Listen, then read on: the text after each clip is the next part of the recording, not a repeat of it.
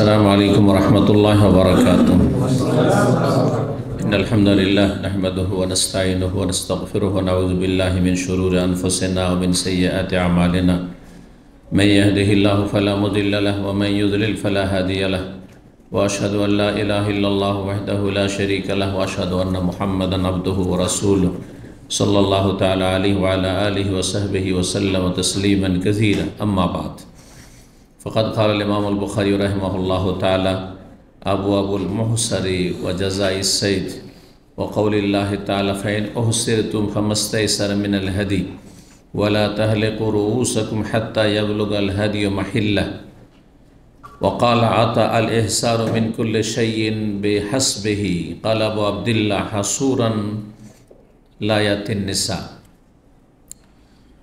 সম্মানিত ভাতৃমণ্ডলী, আল্লাহ রাব্বুল আলামিনের প্রশংসা এবং প্রিয় নবী সাল্লাল্লাহু আলাইহি সাল্লামের উপর সালাত ও সালামের পর আজ মঙ্গলবার 20 জিলকাদা 1445 হিজরি মোতাবেক 28 মে 2024 আমাদের ধারাবাহিক আলোচনা সহিহুল বুখারীর হজের পর্বের পরে উমরার পর্ব। আমরা তিনটি হজের পর্ব ছিল 27, আর তারপরে তিনটি পর্ব ছিল উমরার। গতকালকে উমরা সম্পর্কে আমরা হাদিসগুলি শেষ করেছি।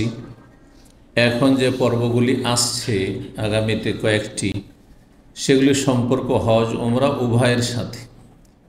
তবে বিশেষ পর্ব ইমাম বুখারী বলছেন আবওয়াবুল মুহসারি ও জাযাইস সাইদ। এই অধ্যায় হচ্ছে এহরাম অবস্থায় বাধা প্রাপ্তি সম্পর্কে বা বাধাপ্রাপ্ত ব্যক্তি সম্পর্কে, এবং এহরাম অবস্থায় কেউ স্বীকার করলে তার বদলা সম্পর্কে। তো এহরাম সম্পর্কে স্বীকার করলে তার বদলা, যে ক্ষতিপূরণ দিতে হবে, কাফারা দিতে হবে, তার কথা কোরআনে কারীমে স্বয়ং আল্লাহ রাব্বুল আলামিন বর্ণনা করেছেন সংক্ষেপে সূরা মায়েদায়।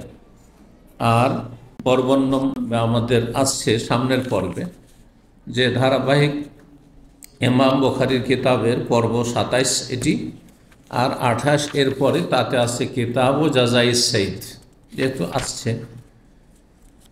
আর এখানে যে হাদিসগুলি এসেছে সেগুলি সম্পর্ক বাধা প্রাপ্তি সম্পর্কে। এহরাম অবস্থায় কেউ এহরাম করে নিয়েছে হজ কিংবা উমরার, তাহলে এর সম্পর্ক যেমন হজের সাথে তেমন উমরার সাথে। এহরাম দুটোতেই করতে হয়।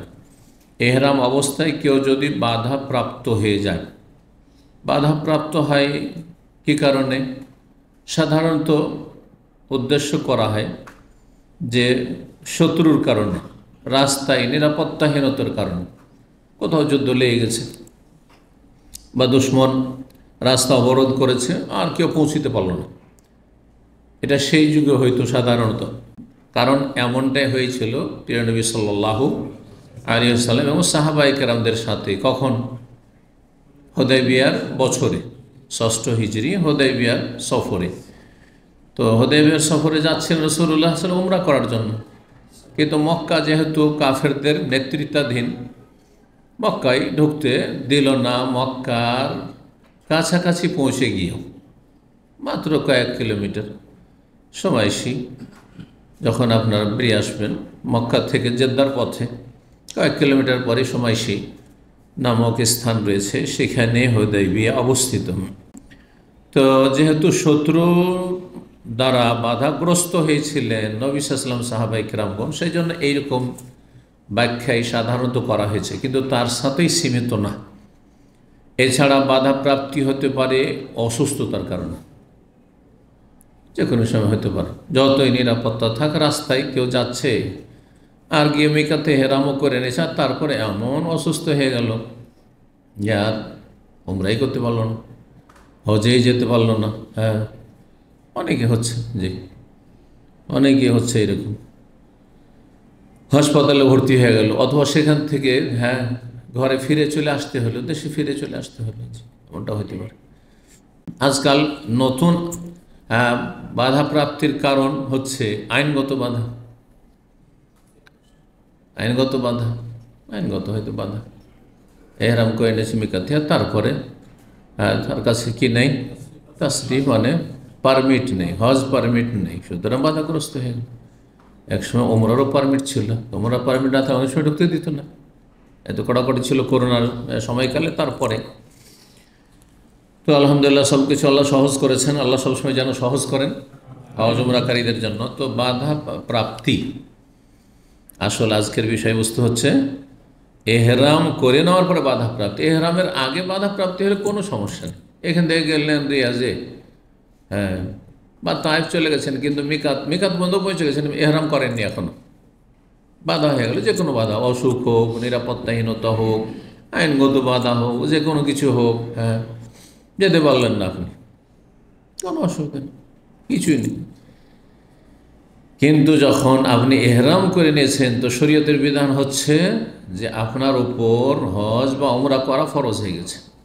যেটা শুরু করেছেন কাজটি করা তখন ফরজ, যদিও নফল আপনার হোক, হজ নফল, হয়তো যে এহরাম করে সেই হজ হচ্ছে নফল, সে হজ হচ্ছে ওমরা হচ্ছে আপনার নফল, জীবনের প্রথমবার নয়, ও ওমরা করেছেন, তারপরে যখন এহরাম পরে নিয়েছেন আপনারও কাজটি পুরা করা ফরজ হয়ে গেছে।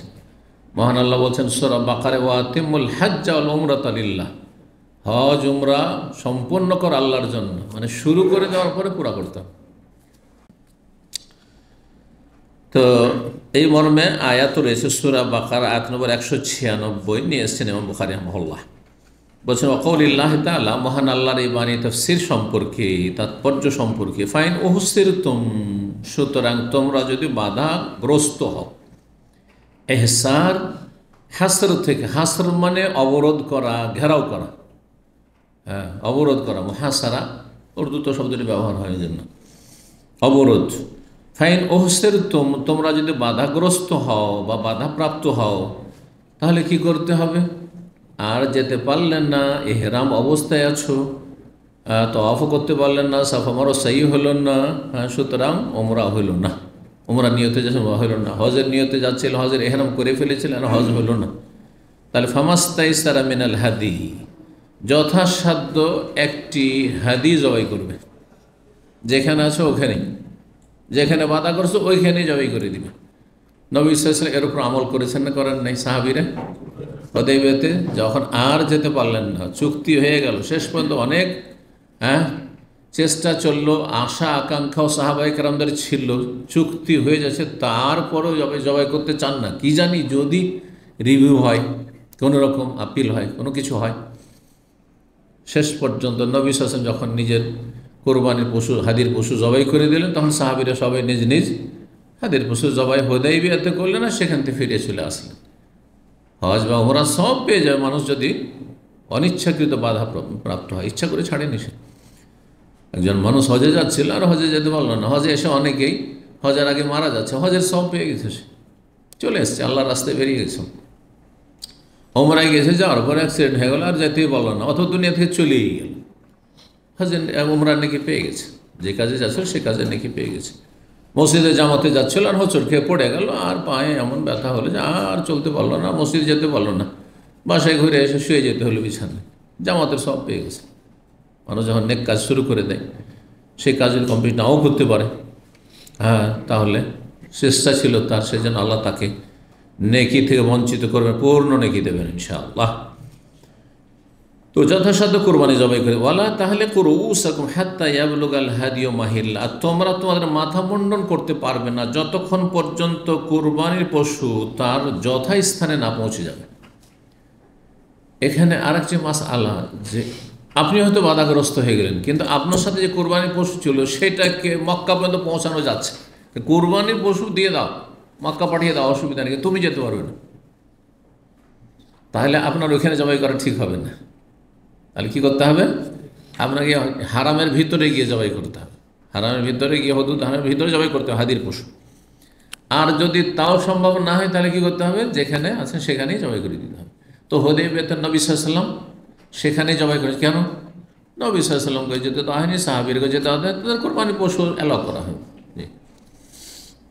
কিন্তু এই কারোর মাধ্যমে পৌঁছে দেওয়া সম্ভব হয়, যে আমি যেতে পারলাম না, এহরাম তো করে নিয়েছিলাম আর যেতে পারলাম না, চলো তো আমার কোরবানির পশুটা ওখানে জবাই করে দিবে তুমি, তাহলে সেখানে মাহিল্লা যথাস্থান, তার যথাস্থান হচ্ছে হারামের ভিতরে, যদি যেতে পারেন, না যেতে পারেন, যেখানে বাধাগ্রস্ত হয়েছেন সেটাই তার যথাস্থান। যে তো আগে কি করতে হবে, পশু জবাই করে তারপরে মাথা মুন্ডা হালাল হইতে হবে।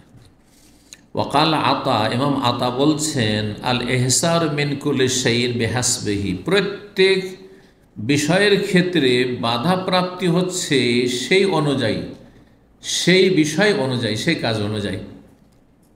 মানে এমনি এহসার বা হাসর মানে হচ্ছে বাধা প্রাপ্তি, বাধাগ্রস্ত হওয়া। আপনি ইসলামিক সেন্টার আসছিলেন দার্সে আসার জন্য, আর যে কোনো কারণে আসতে পারলেন না, রাস্তায় এমন বাধা হয়ে গেল যে আসতে পারলেন না। হ্যাঁ, এটাই ক্ষেত্রে এলম হাসিলের ক্ষেত্রে, শুধু হজ আর ওমরার সাথে খাস না। যদিও কোরআনের এই ভাষাটি যে আয়াত নাযিল হয়েছে সেটি হজ ওমরার এহরাম অবস্থার ক্ষেত্রে, কিন্তু এমনি এহসার মানে বাধা প্রাপ্তি, যে কোনো ভালো কাজে বাধা প্রাপ্তি। এই জন্য হাসর শব্দের মানে হচ্ছে বাধা হওয়া, কোথাও বাধা প্রাপ্ত হওয়া। এই জন্য ইমাম বুখারী রাহিমাহুল্লাহ বলছেন, তাই বলছেন কালা আবু আবদুল্লাহ, তার ছাত্ররা বলছেন। ইমাম বুখারী নিজে লিখলে কেন বলবেন কালা আবু আবদুল্লাহ? তাহলে যেখানে দেখবেন যে সহিহ বুখারীতে কালা আবু আবদুল্লাহ, ইমাম আবু আবদুল্লাহ বলছেন, মানে তার ছাত্ররা তার পক্ষ থেকে এটা নকল করেছেন। ইমাম বুখারী রাহিমাহুল্লাহ বলেছেন যে সূরা আলে ইমরান আয়াত নম্বর 39 যে রয়েছে যে হাসুরা ওয়া নাবিয়্যা মিনাস সালিহিন, ইয়াহিয়া ইবনে যাকারিয়া আলাইহিস সালাম, বাপ বেটা দুজনে নবী। ইয়াহিয়া আলাইহিস সালাতু ওয়াস সালাম সম্পর্কে আল্লাহ বলছেন তিনি হাসুর ছিলেন, ওয়া নাবিয়ান, নবী ছিলেন, মিনাস সালিহিন, এবং সৎকর্মশীলদের অন্তর্ভুক্ত ছিলেন। নবী বুঝলেন, সৎকর্মশীল বুঝলেন, কিন্তু হাসুরান মানে কি? বলছেন হাসুরান মানে লায়াতিন নেসা, বাধা প্রাপ্ত স্ত্রীর কাছে যেতে। কেন বাধাপ্রাপ্ত স্ত্রীর কাছে যেতে? সাধারণত এই ভাষা যদি বলা হয় তার মানে কিসের জন্য বাধা? শারীরিক বাধা হয়তো, তাই না? মানে যার মধ্যে কি নেই, তাহলে সহবাসের যোগ্যতা নেই, এটা বুঝবে। হ্যাঁ, হয় তার লিঙ্গই নেই, অথবা লিঙ্গ আছে কিন্তু সেই সহবাসের যোগ্যতা রাখে না। হ্যাঁ, যৌন চাহিদা নেই, ঠিক না? কিন্তু এটি যদি বলা হয় কারো সম্পর্কে যে অমোঘ ব্যক্তি স্ত্রী সহবাসে অক্ষম, তো এটা ভালো গুণ না খারাপ? দোষ, একটা আইব। এটা আম্বিয়া রসুলগণকে দোষ মুক্ত করে আল্লাহ সৃষ্টি করেছেন, যার ফলে এখানে সেই অর্থ নেই। অর্থ কি? শারীরিক চাহিদা আছে, ক্ষমতাও আছে, হ্যাঁ, যৌন ক্ষমতা আছে, তারপরেও তিনি যেমন হারাম, অন্যায়, অশ্লীলতা থেকে বিরত থাকতেন, সেদিকে একবারে চোখ তুলেও দেখতেন না, ভ্রুক্ষেপ করতেন না, তেমনি সহবাস একটা কি শারীরিক সম্ভব? হ্যাঁ, শরীরের চাহিদা পূরণ করা, যদিও তাতে সব রয়েছে, মানুষ গুনাহ থেকে বাঁচার জন্য করলে, আর বিভিন্ন যে মহৎ উদ্দেশ্যগুলি রয়েছে, নেক সন্তান নেওয়ার জন্য, আর তারপরে একজন বিবাহ বসলে একজন মেয়ের সমস্যার সমাধান হলো, সে একজন স্বামী পেল। ঠিক তেমনি একজন মহিলা যদি বিয়ে বসে, তার একজন স্বামী তার স্ত্রী পেল। তো বহুমুখী ফায়দা রয়েছে। আমি আমার বিয়ের আলোচনাগুলিতে, বিবাহের উপকারিতাতে সেগুলি আলোচনা করেছি, আছে যারা শুনতে চাইবেন। কিন্তু তারপরে কেউ যদি মনে করে যে আমি এই সময়টি আমি এর চাইতে বড় গুরুত্বপূর্ণ কাজ আমি লাগাবো, আমি সবসময় এলেম চর্চায় লাগাবো, কারণ বিয়ে করলেই আমাকে স্ত্রীকে সময় দিতে হবে, নাহলে আমি গুনাহগার হব। ছেলে মেয়ে হবে, তাদের জন্য রুজি রোজগার করতে হবে, নাহলে গুনাহগার হব, ফরজ। হ্যাঁ, তাদের ভরণ পোষণ দিতে হবে, এতে যথেষ্ট সময় নেবে। আমি সব সময় এলেম চর্চা করব, লাইব্রেরিতে বসে থাকবো আর দিন চর্চা করব, সব সময় হয় দিন শেখাবো অথবা শিখব।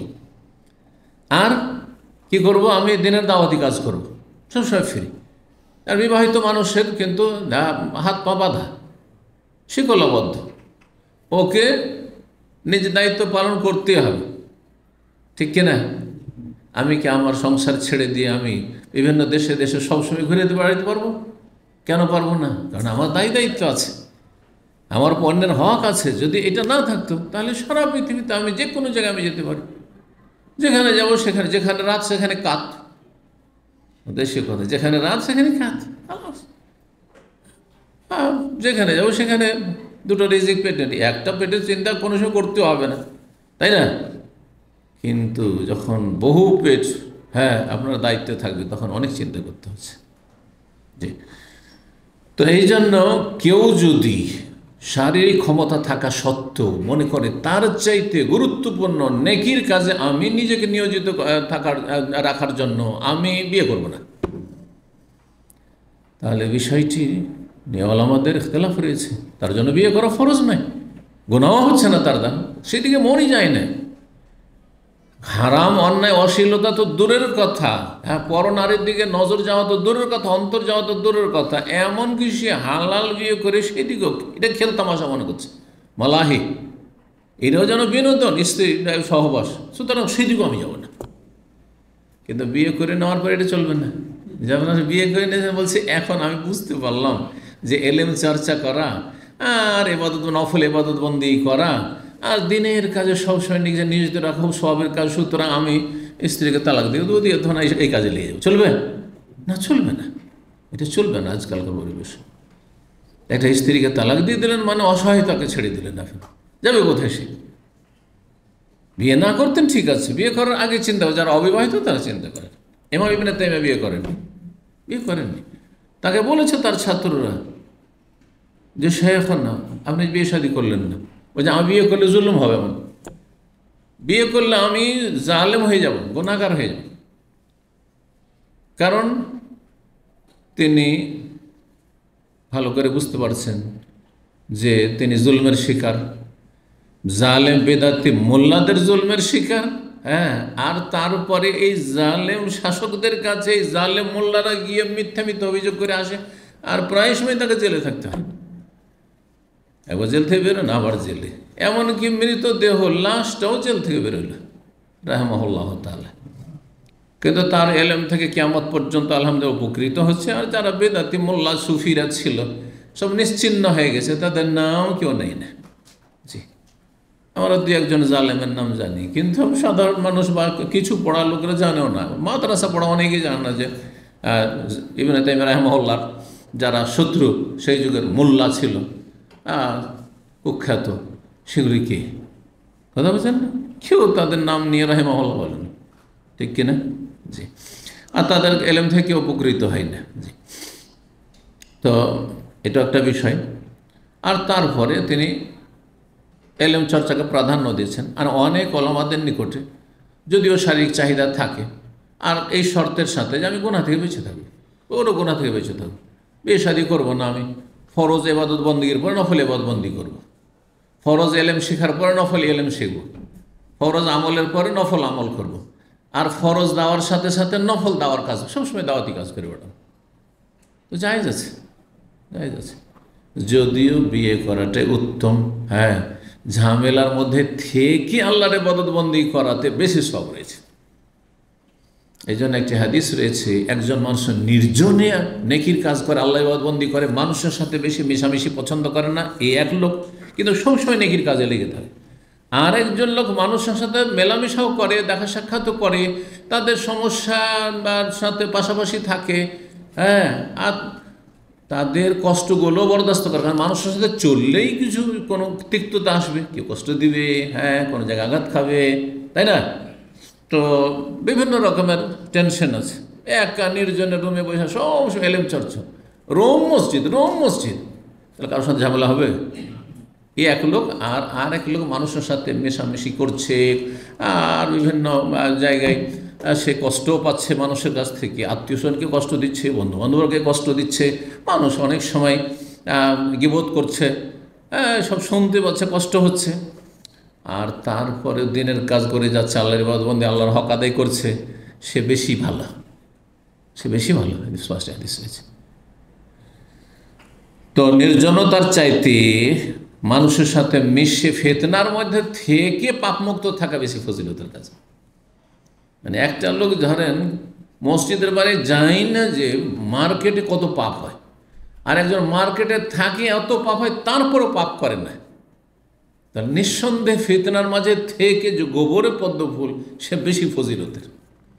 বুঝতে পেরেছেন না? যে যাও, কথা লম্বা না করে, তো ইয়াহিয়া আলাইহিস সালাম এরকম ছিলেন, শারীরিক ক্ষমতা থাকা সত্ত্বেও তিনি তার বিয়ে শাদির কোনো ভ্রুক্ষেপ ছিল না, বিয়ে শাদী করেননি জীবনে, সেদিকে কোনো ভ্রুক্ষেপ ছিল না।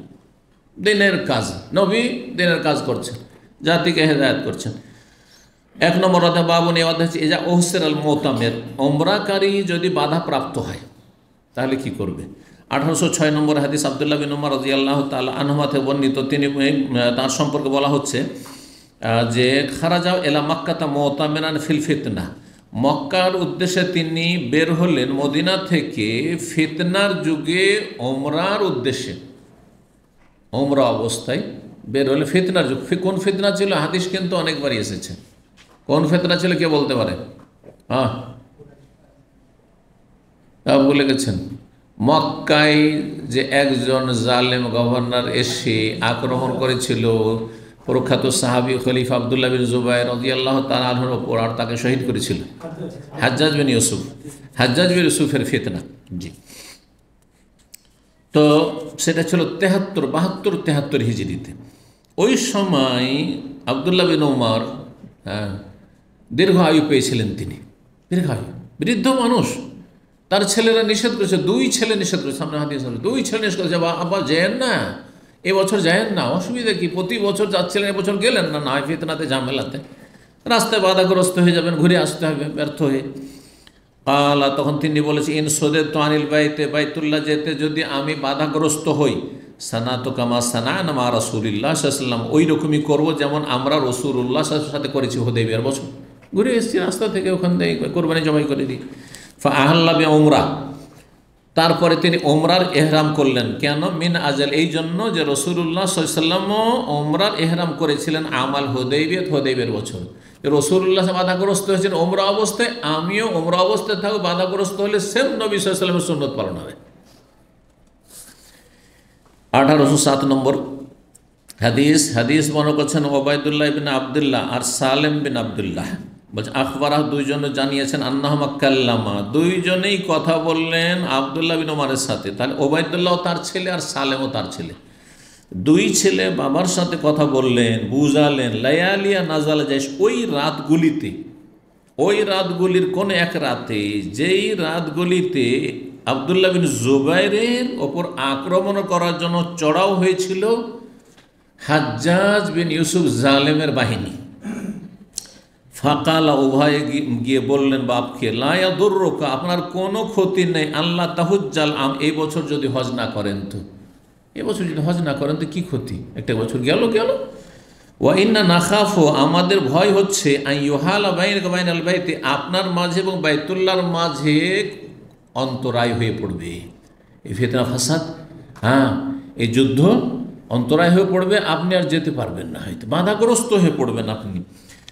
ফাকালা, তখন তিনি উত্তরে বলছেন, ছেলেদের কথা শুনছেন না, খারাজনা মা রাসূলিল্লাহ সাল্লাল্লাহু আলাইহি ওয়াসাল্লাম, আমরা রাসূলুল্লাহ সাল্লাল্লাহু আলাইহি ওয়াসাল্লাম বেরিয়েছিলাম। ফাহালা কুফার কুরাইশ, আর তারপরে কাফের কুরাইশ বংশের কাফেরেরা তারা অন্তরায় হয়ে দাঁড়িয়েছিল দুনাল বাইতে, বাইতুল্লাহর সন্নিকটে। একটি অর্থ দুন মানে করিব, আর হচ্ছে দুনাল বাইতে মানে বাইতুল্লাহর মাঝে আর আমাদের মাঝে, এটা প্রসিদ্ধ অর্থ, কিন্তু অনুবাদক অন্যরকম করেছে আর একটি অনুবাদে। যে যাই হোক, দুটোরই অবকাশ আছে। বাইতুল্লাহর কাছাকাছিও ছিল সেটি, যেহেতু হুদাইবিয়া কাছাকাছি, আর বাইতুল্লাহর মাঝে আর রাসূলুল্লাহ আমাদের মাঝে অন্তরায় হয়ে দাঁড়িয়েছিল এই সেনাবাহিনী। ফানাহারান নবী, না আপনার কুফারি কুরাইশ, কুরাইশ কাফেররা। তখন নবী সাল্লাল্লাহু আলাইহি ওয়াসাল্লাম কী করলেন? জবাই করে দিলেন তার হাদির পশু। ওয়াহালাকা রাসা, মাথা মুন্ডন করলেন। ওয়া উশহিদুকুম, আমিও তোমাদেরকে সাক্ষী রাখছি, আন্নী কাদ আওজাবতু উমরাহ ইনশাআল্লাহ, আল্লাহ চাইলে আমি আমার ওপর ওমরাকে বিধিবদ্ধ করে নিলাম, ফরজ করে নিলাম, মানে ওমরার এহরাম করেই নিলাম আমি। আর ঔষধ, তারপরে বলছেন যে আন্তালেকো, আমি এখন চলতে লাগবো। ফাইন খুল্লিয়া বাইনা বাইন এলাম, যদি আমাকে ছেড়ে দেওয়া হয় আর বাইতুল্লাহ পৌঁছার জন্য, বাইতুল্লাহর মাঝে আর আমার মাঝে কোনো বাধা না আসে, তুফতো, তাহলে বাইতুল্লাহর তওয়াফ করে নিলাম। ওয়াইন হিলা বাইনি ওবাইনাহু, আর যদি আমার মাঝে আর বাইতুল্লাহর মাঝে কোনো রকমের অন্তরায় হয়ে দাঁড়ায়, ফাল তো কামা ফালান নবী সাল্লাল্লাহু আলাইহি ওয়াসাল্লাম, যেমন করেছেন তেমনটা আমি করব। ও আনা মাহু, হ্যাঁ, কামা ফালান, আমি তখন তার সাথেই ছিলাম, কারণ আমি সচক্ষে দেখেছি যে নবী সাল্লাল্লাহু আলাইহি ওয়াসাল্লাম কী করেছেন। হোদাইবিয়ার তাহলে 1400 সাহাবায়ে কেরামদের মধ্যে একজন ইবনে ওমরও ছিলেন। ফা আহল্লা বিল উমরাত মিন যুলহুলাইফা, তার যুলহুলাইফা গিয়ে ওমরার এহরাম বাঁধলেন কে? ইবনে ওমর। সুম্মা সারা সাতান, তারপরে 1 ঘন্টা চললেন। সুম্মা কাল, তারপরে বলেন ইন্নামা শানুহুমা ওয়াহিদ, হজ উমরা একই জিনিস, একই রকমের, দুটোরই এহরাম। উশহিদুকুম, আমি তোমাদেরকে সাক্ষী রাখছি, আন্নী কাদ আওজাবতু হাজ্জাতান মা উমরাতি, আমার উমরার সাথে আমি হজও আমার ওপর বিধিবদ্ধ করে নিলাম, মানে হজে কেরান করে নিলাম। হজের মৌসুম ছিল, তাহলে আর হজের তামাত্তু, তাহলে যে উমরার যে প্রথম নিয়ত করেছিলেন, তাহলে উদ্দেশ্য কী ছিল? যে উমরা করে হালাল হয়ে থাকবো, তারপর 8 তারিখে এহরাম বাঁধবো। বাই চান্স ওখানে গিয়ে আবার ঝামেলা হতো না, একসাথে দুটোকে রেখে নিই, দুটোকে একসাথে হজে কেরানি করে নিই, এই যে এহরাম বাঁধলাম তো বাঁধলাম। তাহলে বড় থেকে উত্তম থেকে অনুত্তম, বড় থেকে নিচে নেমেছেন, তাহলে এটাও জায়েজ আছে, জায়েজ আছে। যদি এমন কোনো পরিস্থিতি হয়, যেমন সময় নেই বেশি, এখান থেকে দামাম দিয়ে যাচ্ছেন, আর ইচ্ছা ছিল যে উমরাটা আলাদা করে করে নেব, আর তারপরে কি করব, 8 তারিখে এহরাম বাঁধবো হজের, আর হজের তামাত্তু করব, কিন্তু গিয়ে 8 তারিখ বিকেল হয়ে গেল যেতে যেতে। তারপরে কেউ যদি করে, কারণ 8 তারিখও রাত থাকা আর 5 ওয়াক্ত ওখানে সালাত আদায় করে, এটাও সুন্নাত। 9 তারিখ আরাফার দিন হয়ে গেল, এখন আপনি উমরা করতে যাবেন না, 9 তারিখ আরাফে যাবেন, তাহলে সময় তখন সংকীর্ণ হয়ে গেছে। তখন কি করবেন, আপনি হজের নিয়ত পাল্টিয়ে নেন, তামাত্তুকে তখন আপনি কেরানে নিয়ে চলে যান নিয়ত, এরকম পরিস্থিতিতে। তারপরে বলছে যে দুটো যখন একই, আমি কি করলাম, আমার উমরার সাথে হজেরও নিয়ত করে নিলাম। ফালাম ইয়াহিল্লা মিনহুমা, দুটো থেকে হালাল হলেন, হাত্তা দাখালা ইয়াউমান নাহার, চলে আসো কোরবানির দিন, কোনো বাধা হয়নি, চলে গেছেন আর হজও করেছেন সহিহ সালাম। ওয়াহাদা, তারপরে কোরবানি জবাই করবা, কানে ইয়াকুল, তিনি বলতেন লা ইয়াহিল্লু হাত্তা ইয়াতুফ তাওয়াফান ওয়াহিদা, অতক্ষণ হালাল হবে যতক্ষণ পর্যন্ত একটি তওয়াফ না করবে, মানে একটি সাই। যারা হজে কেরান করবে, এর আগে বলেছি যে একটি সাই যথেষ্ট সঠিক মতে। হানাফি মযহাবে শুধু 2টি সাই করতে হবে, যেহেতু হজ উমরা দুটো যদিও একসাথে হলো, কিন্তু অন্যরা বলছেন একসাথে হওয়াতে ফায়দা, তামাত্তুতে অতিরিক্ত একটা সাই করতে হচ্ছে, হ্যাঁ, অতিরিক্ত কষ্ট, একটু মেহনত, কিন্তু কেরানে যেহেতু দুটো একসাথে হচ্ছে, সেজন্য একটি সাই যথেষ্ট। ইয়াউমা ইয়াদখুল মক্কা, যেই দিন মক্কায় প্রবেশ করেছেন ওই দিনই সাই করে নিয়েছেন, আর 10 তারিখে তাহলে তিনি সাই করেননি। এটা তাহলে কার দলিল? অধিকাংশ আইম্মায়ে কেরামদের দলিল যে হজে কেরানে একটি সাই যথেষ্ট। প্রথম দিন যদি করে নিয়ে থাকে, হ্যাঁ, তওয়াফে কদুমের সাথে, আর 10 তারিখ করতে হবে না। আর প্রথম যদি না করে শুধু তওয়াফ করে থেকে গেছিল, তাহলে 10 তারিখ করতে হবে তওয়াফের পরে। সাই কিন্তু তওয়াফ ছাড়া হয় না, এটা মাসলা জেনে রাখবেন। সাই তওয়াফ ছাড়া হয় না, অর্থাৎ আপনি মনে করবেন যে আমি তওয়াফে খুব ভিড় দেখছি, আর এদিক থেকে খুব খালি খালি মনে হচ্ছে, সাই সাফা মারোয়া, সাফা মারোয়া আগে সাইটা করে নি, পরে তওয়াফটা করবো, চলবে? তা হবে না। সব সময় জানবেন যে সাই হচ্ছে তওয়াফের তাবে। জি, 1809 নম্বর হাদিস বর্ণনা করছেন ইকরিমা কালা, বলছেন ফাকালা ইবনে আব্বাস, আব্দুল্লাহ বিন আব্বাস রাদিয়াল্লাহু বলেন কাদ উহসিরা রাসূলুল্লাহ সাল্লাল্লাহু আলাইহি ওয়াসাল্লাম বাধা প্রাপ্ত হয়েছেন, ফাহালাকা রাসাহু, মাথা মুন্ডন করেছেন হুদাইবিয়াতে, ওয়া জামা নিসাহু, স্ত্রীদের সাথে মিলিত হয়েছেন, সহবাস করেছেন, তাহলে যখন হালাল হয়ে গেল মানে ফুল হালাল। জি, ওয়ানাহার হাদিয়া, কোরবানি পশু জবাই করেছেন, হাত্তা এ তামার আমান, তার পরের বছরে ওমরা করেছেন, তার পরের বছরে ওমরা করেছেন। এটি কাজা নয়, মানে ওমরা তো সব হয়ে গেছে হুদাইবিয়াতে, তো ওমরাতুল নাম কিন্তু ওমরাতুল কাজা। কেন? সাধারণ লোকের এইখানে ভুল বুঝে, ওমরাতুল কাজা মানে মনে করে যে গত বছরের কাজা। কাজা মানে যেমন কাজা করা হয়, কাজা মানে ফয়সালা হয়। কাজা মানে কি হয়? ফয়সালা। এই জন্য জজকে, হাকিমকে কি বলে? কাজী। সৌদি আরবে কি বলছে? কাজী বলছে না? কাজী, বিচারপতিকে কাজী বলা হয়। তাহলে ওমরাতুল কাজা মানে হুদাইবিয়ার সন্ধিতে যে চুক্তি হয়েছিল, ফয়সালা, চুক্তি ফয়সালা, যে মক্কার কাফেরদের মাঝে আর নবী সাল্লাল্লাহু আলাইহি ওয়াসাল্লামের মাঝে যে চুক্তির ফয়সালা ছিল যে এই বছর ঢুকতে দেব না, আর আগামী বছর ঢুকবেন 3 দিনের জন্য, অস্ত্র নিয়ে নয়, প্রকাশ্যে, আর 3 দিন পরে আপনারা বেরিয়ে যাবেন, 3 দিন পরে আপনারা বেরিয়ে যাবেন। ওই চুক্তির ভিত্তিতে যেহেতু এই উমরা ছিল, সেই জন্য এর নাম হচ্ছে উমরাতুল কাজা। ওলামারা বলে এইটি হচ্ছে নামকরণের সঠিক কারণ। তাহলে যদি কেউ বাধাপ্রাপ্ত হয় আর তার নফল ওমরা হয়, নফল হজ হয়, তাহলে আর পুরা না করলে গেলই না আর কোনো দিন। কোনো অসুবিধা নেই। কিন্তু যদি ফরজ হজ হয়, জীবনের প্রথম ওমরা ছিল আর বাধা প্রাপ্ত হয়েছে, তাহলে আগামীতে সে সচ্ছল যদি হয় তাহলে তাকে হজ বা ওমরা করতে হবে। যারা ওমরা হজে বলেছেন ওমরাও হজের মতোই করতে হবে, আর যারা বলছে ওমরা হজ সুন্নাতে মুআক্কাদা তাদের ক্ষেত্রে অসুবিধা নেই, হজ করলে যথেষ্ট। কিন্তু করতে হবে যেহেতু তার ফরজ আদায় হয়নি। কিন্তু ধরেন তারপরে বছর অভাবী হয়ে গেল, তাহলে আর নেই।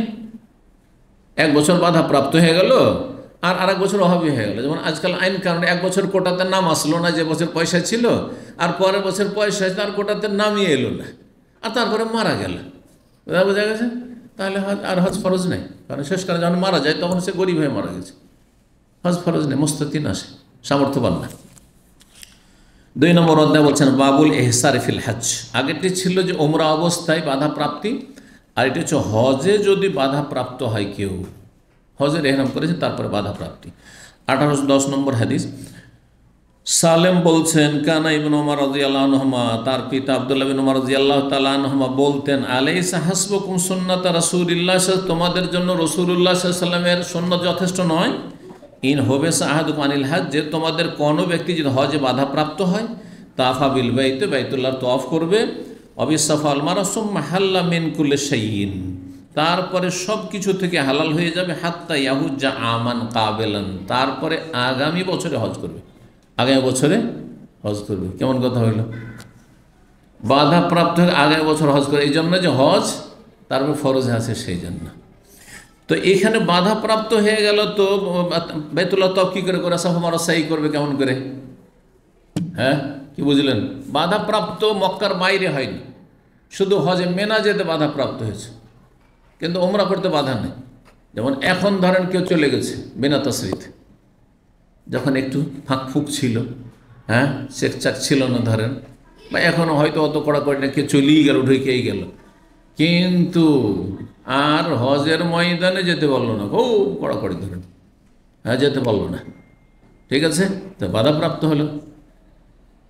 আর এহরামও করে নিয়েছে, কিন্তু এহরাম করে আর মিনায় ঢুকতে পারলো না, আরাফে ঢুকতে পারলো না, তখন তার যদি ফরজ হজ হয় আগামী বছর হজ করবে, আর ওমরা করে নিয়েছে। যদি হজে কেরান একসাথে করে থাকে, নিয়ত করে থাকে, তাহলে এইখানে বাইতুল্লাহ তওয়াফ করলো, সাফা মারওয়া সাই করলো, আর তারপরে তো হজে কেরানে নিয়ত করে এহরাম অবস্থায় আছে, কিন্তু 8 তারিখে 9 তারিখে আর ওই অবস্থায় ঢুকতে পারলো না, তো কি করবে? এখন তার ওমরা হয়ে গেছে, হ্যাঁ, মাথা চুল কেটে নেবে, আর তারপর ওমরা নিয়তে হালাল হয়ে যাবে।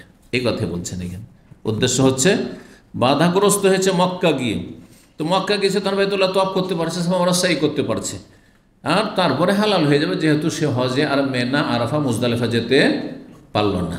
অসুস্থ ব্যক্তি ওমরা পর্যন্ত সুস্থ ছিল, আর তারপরে হজে যেতে পারল না। অনেক হাজিরা আরাফার দিনে, আমি এমন হাজিদেরকে চিনি, ইন্ডিয়া বাংলাদেশের কয়েকটা ঘটনা, যেহেতু দীর্ঘদিনের এখানে আলহামদুলিল্লাহ হাজিদের সাথে থাকা, সুবহানাল্লাহ, নসিব।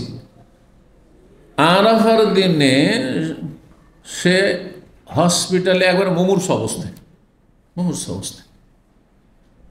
হসপিটাল থেকে অনেক হাজিদেরকে নিয়ে আসা হয়, কিন্তু হয়তো যারা মুমূর্ষু একেবারে তাদেরকে হয়তো নিয়ে আসা হয় না, তাকে সেখানেও নিয়ে আসা হয়নি। যা পরে জানা গেল যে সে আরাফাতে নিয়ে আসা হয়নি। আরাফাতে নিয়ে এসে যদি অসুস্থ কে হসপিটালের বেডেও রেখে দেওয়া হয়তো হজ হয়ে যায়, সেটা হইলে তো, যদি না হয় তাহলে হজ হয়নি তার, তাহলে কি তার ওমরা হয়েছে? হজের তামাত্তুক করলে ওমরা হয়েছে, আর হজে কেরান যদি করে থাকে তাহলে ওই হালাল হয়ে যাবে, ওইখানে ওমরা করে হালাল হয়ে যাবে। এই কথা এখানে বলছে। আগামী বছর হজ করবে যদি হজ ফরজ থাকে, আর হজ ফরজ না থাকে তো নফল করলো, না হয় না করলো। ফাইয়ুহদি, আর তারপরে কোরবানি পশু জবাই করবে, আও ইয়াসুমু, অথবা রোজা রাখবে, ইনলাম হাদিয়ান, যদি কোরবানি পশু না থাকে।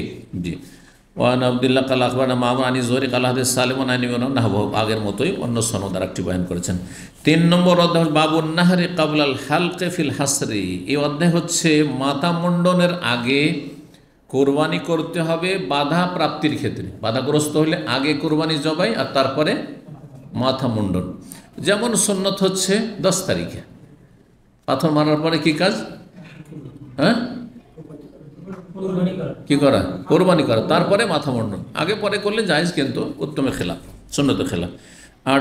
তারপর 1811 নম্বর হাদিস, উরওয়া বলছেন, মিসওয়ার রাদিয়াল্লাহু তাআলা বর্ণনা করে, তিনি বলে আন্না রাসূলুল্লাহ নাহারা, রাসূলুল্লাহ সাল্লাল্লাহু আলাইহি ওয়াসাল্লাম জবাই করেছেন কোরবানি পশু কাবলা আহলিকা, মাথা মুন্ডনের আগে। ও আমার আসহাবাহু বিযালিক, আর সাহাবায়ে কেরামদেরকে এই নির্দেশই দিয়েছেন। কোথায়? হুদায়বিয়ার বছরে। 1812 নম্বর হাদিস। হাদিস মনে করছেন আবদুল্লাহ এবং সালেম দুই ছেলে কাল্লামা আবদুল্লাহ বিন উমারা, বাবা আবদুল্লাহ বিন উমারের সাথে দুইজনে কথা বললেন।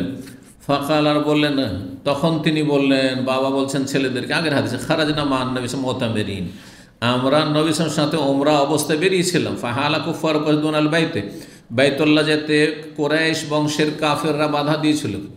কুরাইশদের সাথে তো অন্য বংশও ছিল, কিন্তু কুরাইশদের নাম কেন?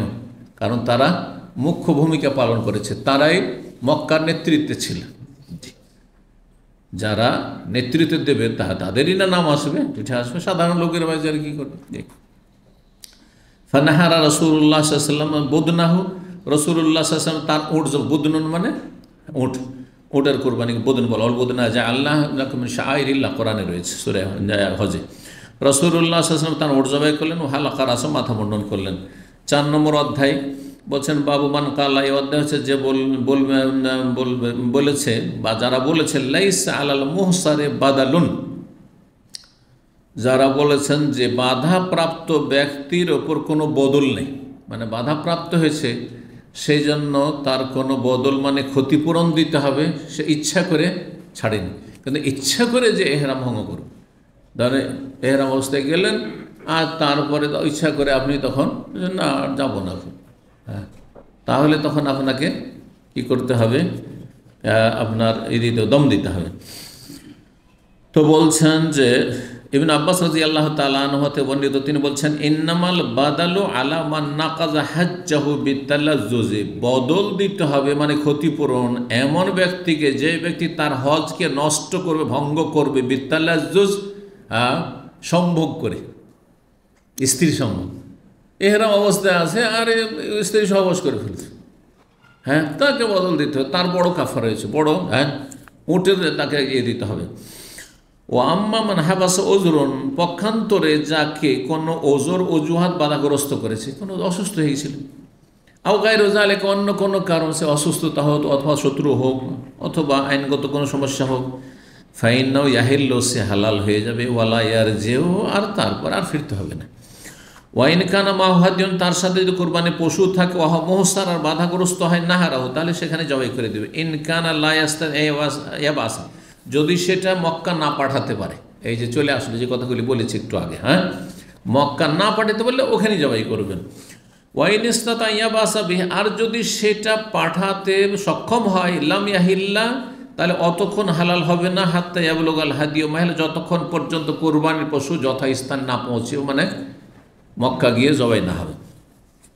ওয়াকালা মালিক, ইমাম মালিক এবং অন্যান্যরা বলেছেন ইয়ানহারু হাদিয়াহু, কোরবানির পশু জবাই করে দেবে, ওয়াইয়াহলিকু ফি আইয়ি মাওদিন কান, আর মাথা মুন্ডন করবে যে কোনো জায়গায় বাধাগ্রস্ত হোক না কেন, যেখানে বাধাগ্রস্ত হোক। ওয়ালা কাজা আলাইহি, আর কোনো কাজা নেই, কাজা নেই।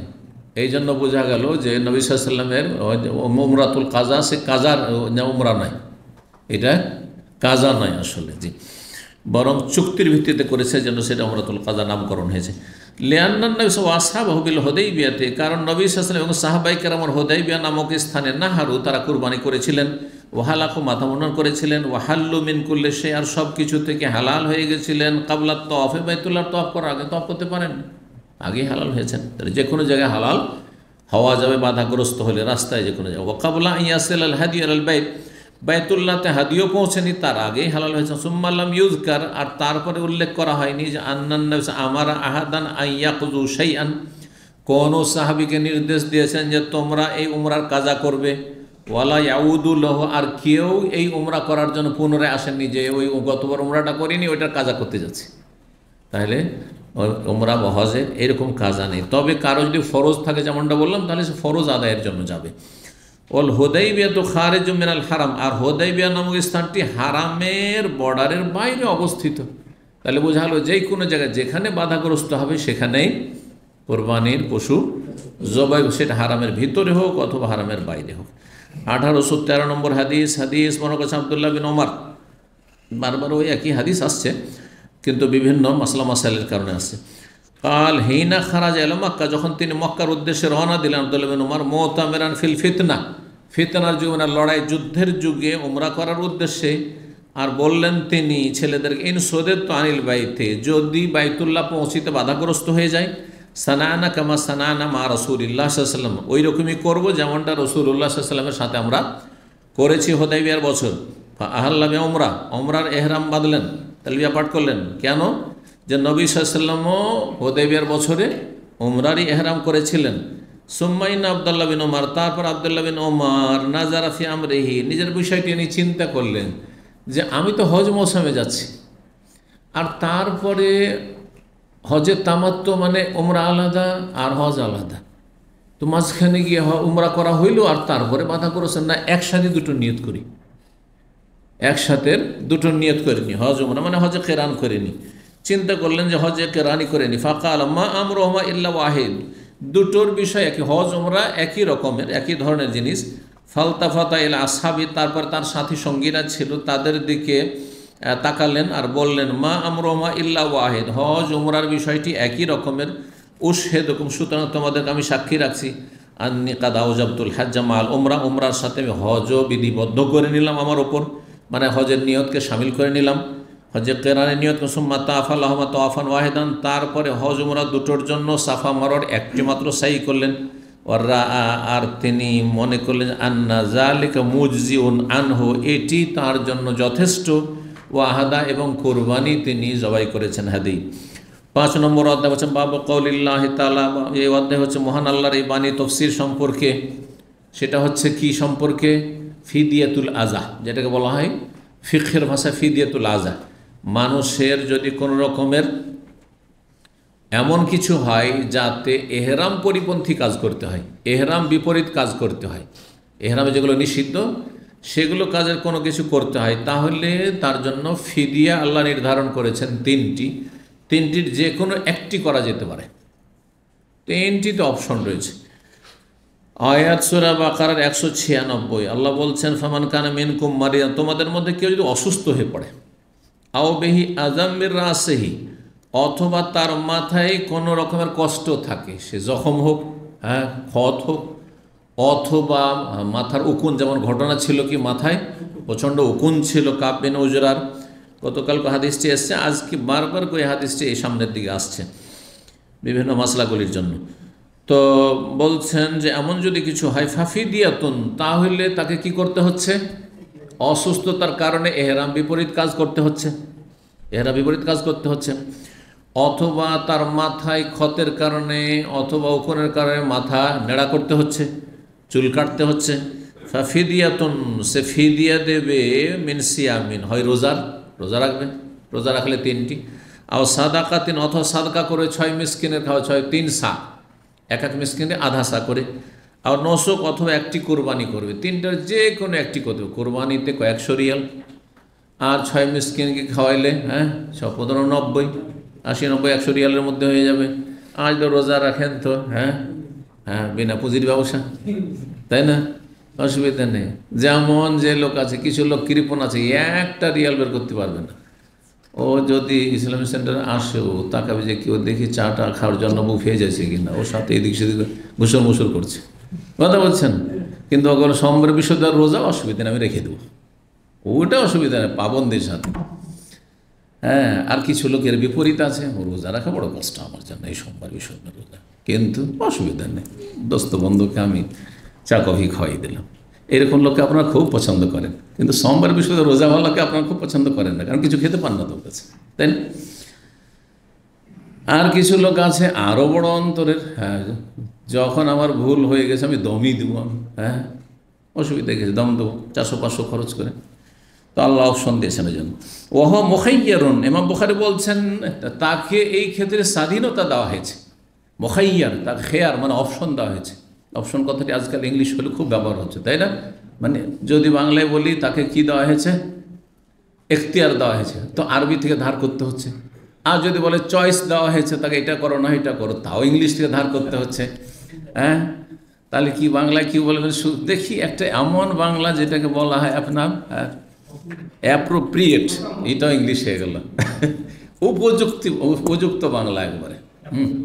হ্যাঁ হ্যাঁ, উপযুক্ত না না, ওইটার অর্থ করতে বলিনি আমি, অপশনের বাংলা করতে বলছি। পছন্দ দিয়ে হবে না, তিনটি পছন্দ তেমন করে অর্থ হলো অবশ্যই, মানে তিনটির মধ্যে আপনার এখতিয়ার আছে, বাছাই করেন একটা, এতগুলি অর্থ আছে। বাংলায় অনেক সময় এক ভাষাতে একটা শব্দ খুব সুন্দর চমৎকার আছে, অন্য ভাষাতে গেলে হয় ধার করতে হচ্ছে, আর না হইলে দু তিনটে শব্দ দিয়ে কথা ব্যক্ত করতে হচ্ছে, একটি শব্দে অর্থ পাবেন না আপনি। এটা হচ্ছে ভাষার দুর্বলতা। প্রত্যেক ভাষায় কিছু না কিছু দুর্বলতা। কোনো শব্দ বাংলায় এত সুন্দর আছে কিন্তু উর্দুতে নেই, উর্দুতে লম্বা করে বলতে হবে, হ্যাঁ, বা আরবিতে নেই। কিন্তু অধিকাংশ ক্ষেত্রে আরবিতে অল্প কথাতে অনেক কথা দিয়ে আমাদের অন্য ভাষা দিয়ে তর্জমা করতে হয়। এই জন্য একটি বই যদি 10 পৃষ্ঠা থাকে, তর্জমা করতে ওটা 20 পৃষ্ঠা হয়ে যায়, বেশি কথা লিখতে হয়। তো যাই হোক, মুখাইয়ারুন, তাকে এই তিনটি বিষয়ের ক্ষেত্রে স্বাধীনতা দেওয়া হয়েছে। ফাম্মা সোম, যদি কেউ রোজা রাখে, ফাসালাসাত ইয়াম, 3 দিন, তাহলে রোজার বিষয়টি চলে আসলো। তারপরগুলো আস্তে ধীরে সবগুলি আসবে আজকে। 1814 নম্বর হাদিস বর্ণনা করছেন কাব বিন উজরা রাদিয়াল্লাহু তাআলা আনহু, ভুক্তভোগী এই ঘটনায়।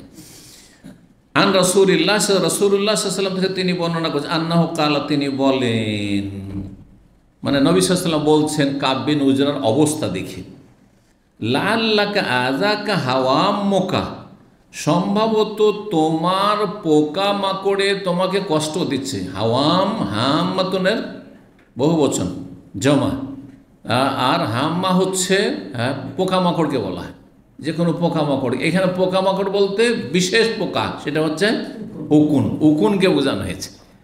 তো যদি ঘটনাকে সামনে রেখে অর্থ করতে হয় তাহলে সোজা বলবেন যে তোমার উকুনে তোমাকে সম্ভবত খুব কষ্ট দিচ্ছে, কিন্তু শাব্দিক অর্থ উকুন নয়, শাব্দিক অর্থ ব্যাপক, যে কোনো পোকামাকড়ে হাওয়াম বলা হয়। এই যে পিপিলিকা আর অমুক তো বিভিন্ন পোকা টোকা যত আছে সব হাওয়াম এগুলো। জি,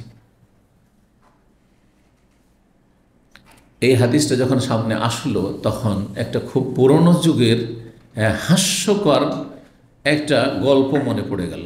জি, বোঝা গেছে। আমরা দাওরায় হাদিসের লেখাপড়া করছিলাম, বয়স তখন আমার 19 বছর, 18 অথবা 19, মানে 18 শেষ দিকে অথবা 19 আমি দাওরা ফারেক হয়েছি 1982-তে। তো আমরা 10 জন সঙ্গী ছিলাম ওই মাদ্রাসায়, জামে ইসলাহুল মুসলিমিন ভাদু, মালদাহ। তো প্রথম আর কি দাওরা ফারেক, তারপরে তো বেনারসে এসে পড়লাম, তারপরে আবার মদিনে পড়লাম। তো যাই হোক, প্রথমবার যখন বুখারী পড়ি তো আমাদের যিনি ওস্তাদ ছিলেন শেখ আকরামুজ্জামান হাফিজাহুল্লাহর মামা, হুসেন সালাফি রাহিমাহুল্লাহ তাআলা, তিনি একসময় আমার ওস্তাদ ছিলেন বুখারীর। আর যখন মদিনা থেকে গেলাম তখন জামে বুখারী কি সঙ্গে যে তিনি আমার আবার সহকর্মী শিক্ষকও ছিলেন, একসাথে আমরা আবার শিক্ষকতাও করেছি। রাহিমাহুল্লাহ দুনিয়া থেকে বিদায় নিয়েছেন। তো তিনি পড়াচ্ছেন বুখারী প্রথম খণ্ড। আমাদের দেশে কিন্তু 2 খণ্ডে থাকে বুখারী, এখানে 1 খণ্ডে পুরো বুখারী আমার সামনে, কিন্তু ওখানে 2 খণ্ডে থাকে, আর বড় বড় সাইজের বুখারীগুলোকে ওইটিকে একবারে অনেক বড় করে ছাপানো, ইন্ডিয়া পাকিস্তানে ছাপানো যেগুলি। তো যাই হোক, এই হাদিসটা এসছে। তখন আমাদের ক্লাসে আমি ফার্স্ট হইতাম আর সেই ছেলেটি সেকেন্ড হইত লেখাপড়া। আর সবাই তো এবারত পড়ে না, এবারত পড়া তো বোঝেন, ছাত্রকে পড়তে হয়, এখানে তো আমি সব কিছু। আপনারা ওই হানাফিদের ওই নিয়ত পড়ে নিয়েছেন, ইক্তাদাই তো বেহাজাল ইমাম, ইক্তাদাই তো বেহাজাল, এই ইমামের আমরা ইক্তেদা করলাম। উনি পড়বেন, উনি তর্জমা করবেন, উনি ব্যাখ্যা করবেন, উনি প্রশ্ন উত্তর দেবেন, সব উনি করবেন, তাই না? ইক্তাদাতে বেহাজাল ইমাম।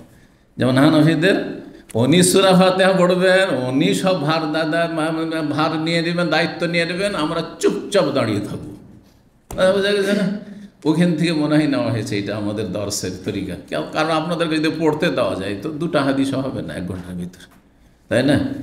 আর আরবি এবারতের আপনারা লাশ কবরস্থান পর্যন্ত পৌঁছে দেবেন। তো যাই হোক, তা আমরা মাত্র 3 জন পড়তাম 10 জনের মধ্যে। তাহলে চিন্তা করুন যে পার্সেন্টেজে কত দুর্বল। এত মাদ্রাসা থেকে যে ফারেক হচ্ছে, কয়জন যোগ্য আলেম তৈরি হচ্ছে। মাত্র 3 জন পড়তাম 6 মাস পর্যন্ত। তারপরে শেষ দিকে হাদিসটা 1 বছরের মধ্যে খতম করতে হয়। আমি 10 বছরে শেষ করতে পারবো না। 3 বছর থেকে অলরেডি চলছে, কি 4 বছর থেকে চলছে। হ্যাঁ, করোনা আগে 2-3 বছর 2 বছর, তারপরে করোনার পরেও 2 বছর হয়ে গেল, মনে হয় 4 বছর, আর করোনাতে 6 মাস স্থগিত হয়েছিল। তো যাই হোক, 10 বছর শেষ করতে পারবো না। আর আমরা 5 দিন 5-6 দিন সপ্তাহে পড়া হইতো, 1 বছরের মধ্যে গোটা বুখারি শেষ করতে হবে। তো কেমন করে শেষ করবো? অর্ধেক বছর পর্যন্ত ওই 3 জন পড়তাম, আর তারপরে শেষ দিকে আমাকে বলতো তুমি পড়ো, খালি পড়ে চলে যাও, পড়ে চলে যাও। বেচারি একবার যেখানে এসছে আর তর্জমা করা করিনি, বরং আমি না থামলে আর তর্জমা নেই, যদি আমি বুঝে নিই যথেষ্ট। ভালো ছেলে যে সে যদি বুঝে নেয়, আর যদি ও না থামে তার তর্জমা নেই, এইভাবে শেষ করা হয়। এটা তো আহলে হাদিস মাদ্রাসার কথা। আর হানাফি মাদ্রাসা যদি হয় তাহলে তো বলতে হবে না। কোরবানি পর্যন্ত বুখারি পড়ায়, শুধু বুখারির হাদিসগুলো সবগুলি মযহাবের বিপরীত চলে যাচ্ছে, ওগুলো রদ করার জন্য, খণ্ডন করার জন্য, জবাই করার জন্য। আর তারপরে তখন কালা হাদাসান তা আবার রোকান পড়া হয়, শুধু খতমটা করে দাও, বুখারী শরীফের খতমে শরীফ, ব্যাস এতটুকু হয়। জি। তো ঘটনা আসল জায়গায় তো বলিনি। তো ওই ছেলেটি এখন মাশাআল্লাহ হাই স্কুলে সে জেনারেল লাইনে লেখাপড়া করে, ইংলিশ এম এ করেছে, আর তারপরে সে হাই স্কুলের মাস্টার হয়ে মনে হয় রিটায়ার হতে যাচ্ছে, কারণ আমার বয়সের তো। তো একদিন হঠাৎ করে 20-25 বছর পরে, সেই 1982 পরে 20 বছর পর্যন্ত দেখা সাক্ষাৎ নেই, আর শুনেছি যে সে এখন কলেজ লাইনে চলে গেছে, আর তারপরে চাকরিও পেয়েছে। তো আমাদের কাছাকাছি সে চাকরি পেয়েছে। হঠাৎ করে একদিন দেখি যে একটা হোটেলে গিয়ে দেখা, হঠাৎ করে আমি খেয়ে দিয়ে বেরোচ্ছি আর সে ঢুকছে। যাই হোক, সালাম দেওয়া অনেক হইল, তো তার কথা মনে পড়লো। সে এবারত পড়ছিল, বলছে আয়ুজিকা, অন্য রেওয়ায়তের সামনে আছে ইউজিকা হাওয়া উম্মকা আছে, তাই না? পড়েছে হোয়া উম্মকা। কি পড়েছে? হোয়া উম্মকা। হোয়া উম্মকা মানে সে তোমার মা। তারপরে ভুল, কেন? সে তোমার মা হয়তো হেয়া উম্মকা হবে, হোয়াও হবে না, তাহলে কোনো অর্থই হয় না। কথা বোঝা গেছে না? যেমনই পড়েছে তেমনি ওকে নিয়ে তো খুব ওস্তাদ, ওকে খুব কি রসিকতা করলো, আর ছাত্রদেরকে হাসাইলো, খুব করলো। আর তারপরে যখন তাকে ডাকে, আর ওকে নাম ধরে ডাকে না, এই হোয়া উম্মকা, শোন হোয়া উম্মকা, আল্লাহু আকবার, হোয়া উম্মকা। এই হোয়া উম্মকার গল্প আপনাদেরকে শুনাইলাম। তো নবী সাল্লাল্লাহু আলাইহি ওয়াসাল্লাম বললেন লাআল্লাকা আযাকা হাওয়া উম্মুকা, সম্ভবত তোমার পোকায়, অর্থাৎ তোমার উকুনে তোমাকে খুব কষ্ট দিচ্ছে। কালা নাম, হ্যাঁ ইয়া রাসূলুল্লাহ, আল্লাহ রাসূল। ফাকালা রাসূলুল্লাহ সাল্লাল্লাহু আলাইহি ওয়াসাল্লাম বললেন তাকে ইহলিক রাসাকা, এত কষ্ট করিও না, তোমার মাথা মুন্ডন করে ফেলো, নেড়া করো, চুল ফেলে দাও। অসুম সালাসাতাই, এখন ইহরামের অবস্থায়, হুদায়বিয়ার এখনও সন্ধি হয়নি। হুদায়বিয়ার সন্ধি হলে তাহলে তো মাথা নেড়ার সময় চলে আসতো, তাহলে তাকে ফিরিয়ে দিতে হইতো না। কিন্তু এখনও আশা আছে, যাব কোথায়? মক্কা যাব, জি উমরা করব। তুমি মাথা মুন্ডন করে নাও এখানেই, আর 3 দিন রোজা রাখো। আও আতএম সিত্তাতা মাসাক, অথবা 6 মিসকিনকে খাবার খাইয়ে দাও। আউইন সুক বেশাতিন, অথবা একটি ছাগল জবাই করো। তাহলে 3টিতে স্বাধীনতা দেওয়া হইল। জি, যদি দম দিতে হয় তাহলে কি করতে হবে? একটি ছাগল।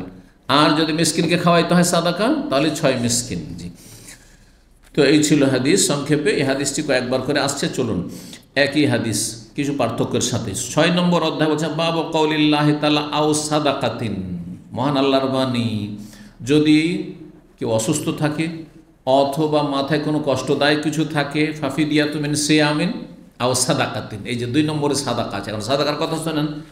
সাদাকা কি করতে হবে? বলছে ওয়াহিয়া ইতামু সিত্তাতি মাসাকিন, 6 মিসকিনকে খাওয়াইতে হবে, 6 মিসকিনের অন্ন দান করা। 1815 নম্বর হাদিস বর্ণনা করছেন আব্দুর রহমান বিন আবি লাইলা আন্না কাব বিন উজরা হাদাসু, কাব বিন উজরা সাহাবী তাকে হাদিস বয়ান করেছেন, কাল ওয়াকাফা আলাইয়া রাসূলুল্লাহ বিল হুদাইবিয়াতে, রাসূলুল্লাহ আমার পাশে হুদাইবিয়া নামক স্থানে দাঁড়ালেন। ওয়া রাসি, কাব বিন উজরা বসে আছেন আর খুব কষ্ট পাচ্ছেন উকুনের জ্বালায়, আর সেখানে নবী সাল্লাল্লাহু আলাইহি ওয়াসাল্লাম গিয়ে দাঁড়ালেন। ওয়া রাসি ইয়াতাহাফাতু কামলান, আর আমার মাথা থেকে বেয়ে পড়ছিল উকুন। কামলুন মানে উকুন, এখন চলে আসল, কামল মানে উকুন। জি, আর কুম্বালও হয়, কোরআন এখানে কুম্বাল রয়েছে। মূসা আলাইহিস সালামের যুগে ফেরাউন এবং ফেরাউনের বংশধর কাফেরদের ওপর যেসব আযাবগুলি এসেছে, 9টি নিদর্শন দেওয়া হয়েছে, তার মধ্যে একটি হচ্ছে উকুন। উকুন, অল কুম্মালা, অদ্দাফাত ব্যাং।